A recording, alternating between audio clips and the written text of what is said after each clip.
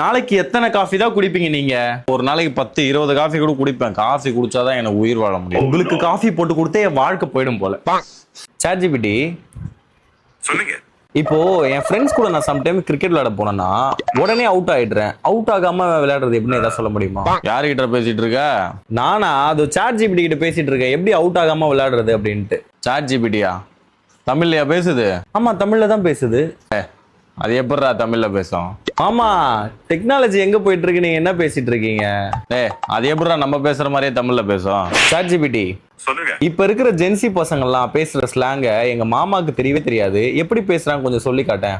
இப்போ ஜென்சி பசங்க பேசுற ஸ்லாங்ல செம்மன் சொன்னா ரொம்ப நல்லது அப்படின்னு அர்த்தம்.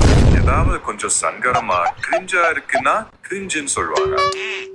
அது மனப்பாடம் பண்ணி சொல்லுதுடா. இது யார் வேணா பேசலாம். இங்க போனை காட்டு. மாமா போனை கொடுங்க. இப்ப நான் கஷ்டமா கேள்வி கேட்கறேன் பாரு. இப்ப எப்படி பேசுதுன்னு பாப்போம்.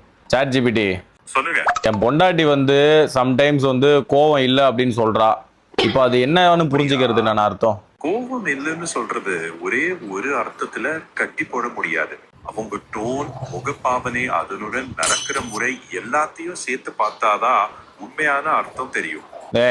இது ஈஸியா இருக்கு. நான் கஷ்டமான கேள்வி கேட்கறேன். எப்படி பதில் சொல்றதுன்னு பாப்போம். மாமா, நீங்க ஈஸியா கஷ்டமா நீங்க எப்படி கேட்டாலும் எந்த லாங்குவேஜ்ல கேட்டாலும் அப்படியே அது பதில் சொல்லும். ChatGPT இப்போ சண்டே என் வீட்டுல சமைக்கணும்.